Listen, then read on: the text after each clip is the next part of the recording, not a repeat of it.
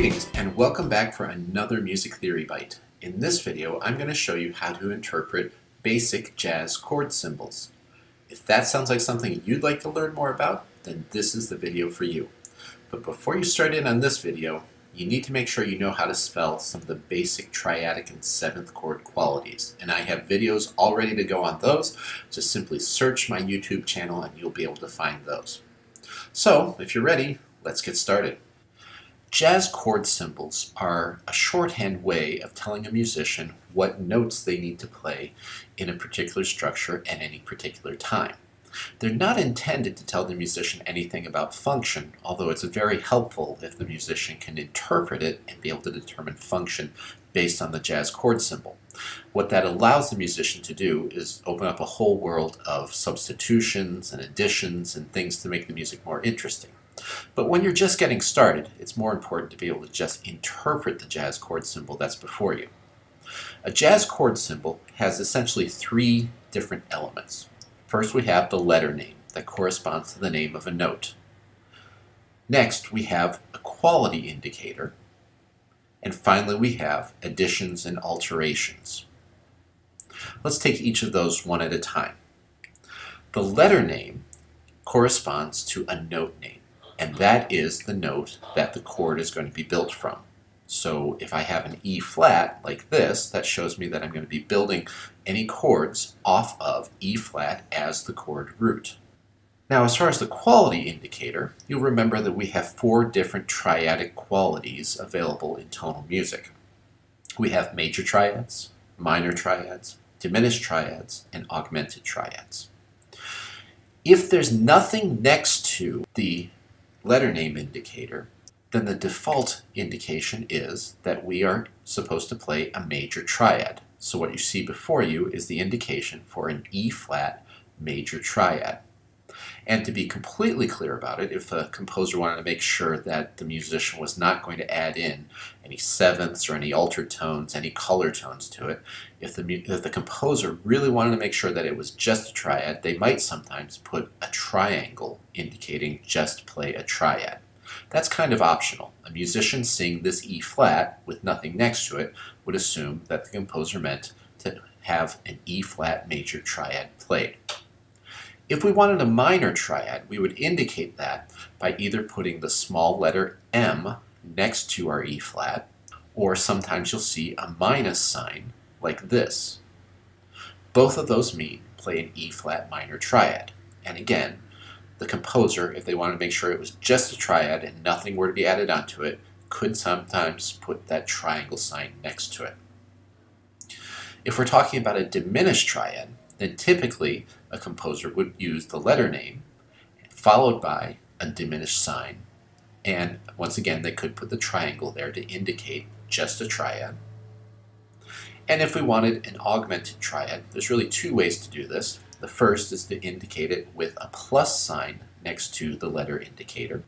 Or we could have a major triad and put a sharp 5 next to it, like this. And that would mean that we're altering our major triad by raising the fifth by a half step. Either one of those will get us an augmented triad. Now you may be wondering why we put a minor or a minus sign next to it for a minor triad, but not for a major triad. And we actually reserve that major indicator for something else. And this is where things get a little bit inconsistent and possibly a little confusing. But if you understand the basic system, then this will start to make a little bit more sense. So we know how to do triads now.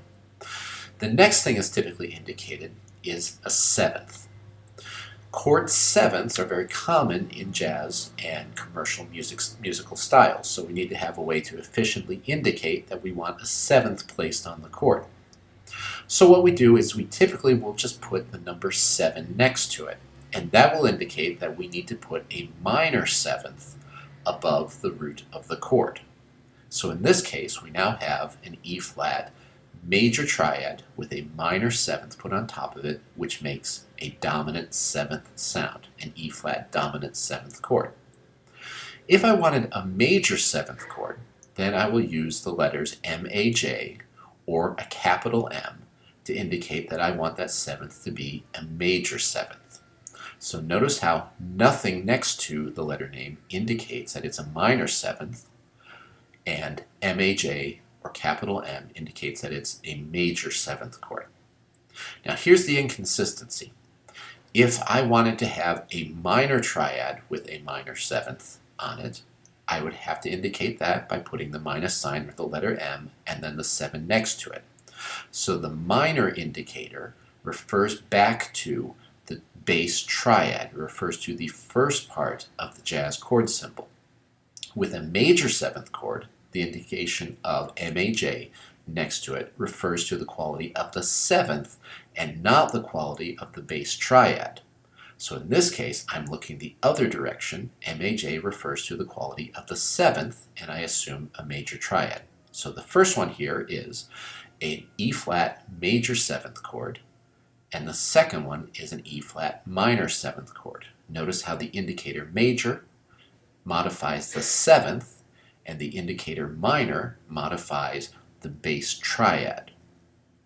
Now, if I wanted to have a half diminished seventh chord, I would indicate that one of two ways. I could use the half diminished symbol, which is the little degree sign with the slash through it. I think more commonly you will see a minor seventh with a flat 5 indicated next to it. If you think about what goes into that, then that would be my minor triad with the fifth lowered by a half step, creating a diminished triad. And then, of course, that 7 defaults to a minor 7. So we have a minor triad with a lowered fifth, that's our diminished triad, and then we have a minor 7th on top of it because the 7 is not modified by anything, so it defaults to a minor 7th.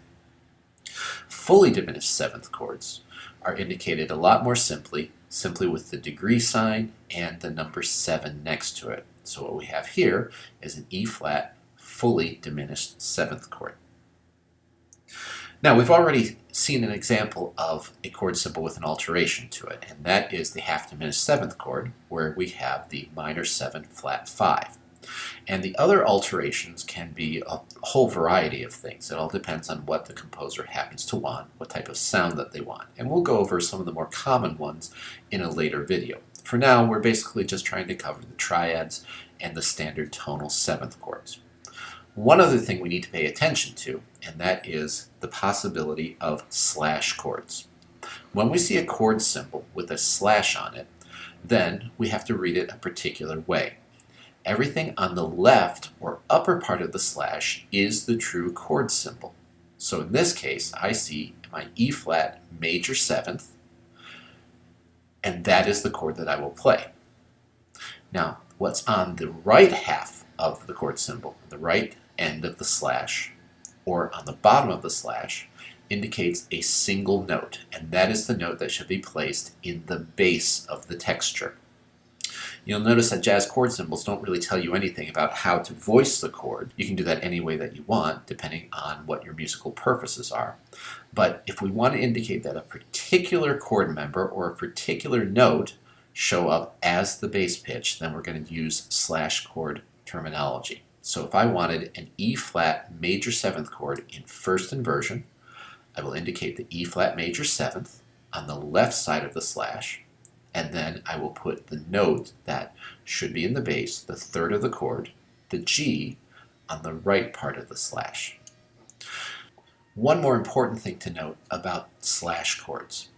The note indicated on the right half of the slash, the bass note, does not need to be a member of the chord indicated by what's on the left hand of the slash, the actual chord symbol. So that means I have a couple of different ways of indicating the exact same chord. If I wanted an E flat dominant 7th chord in third inversion, say, the notes that go into it are, of course, E flat, G, B flat, and D flat, and being in third inversion, that means the D flat should be in the bass. I could indicate that first by using my E flat 7 symbol, and then using the slash to indicate the D flat in the bass.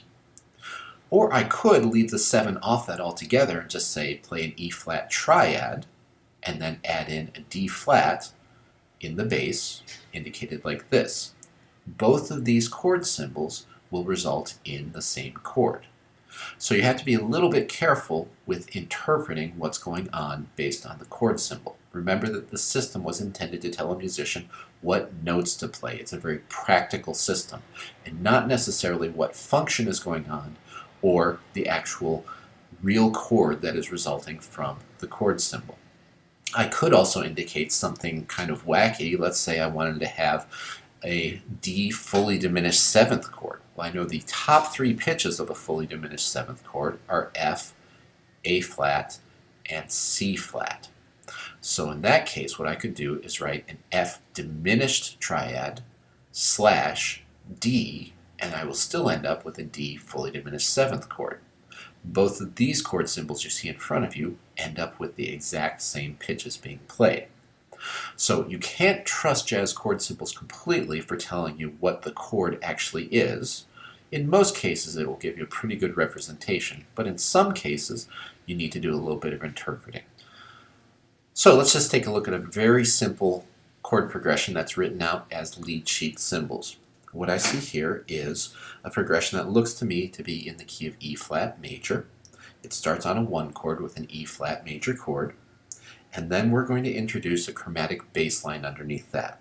So when we have the D added to the texture, we're going to indicate it with an E flat slash D. And then it's going to move down to a D flat, still with an E flat major chord.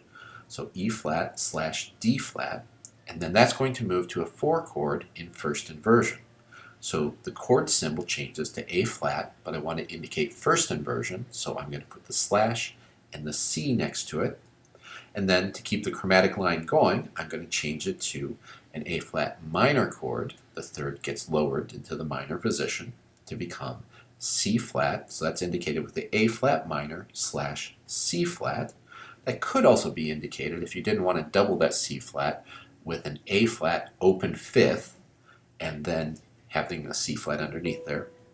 And then it moves to a B flat 7 chord, which is a 5-7 chord, just a plain old dominant seventh, which then resolves to a 1 chord, an E flat chord. So the entire progression tells me exactly what I need to play, and it sounds like this.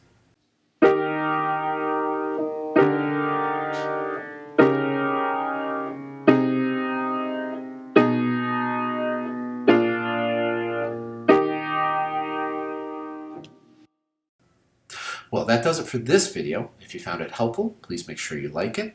As always, you can leave constructive comments below, and make sure you subscribe to my channel for the latest music theory bites as they become available. Until next time.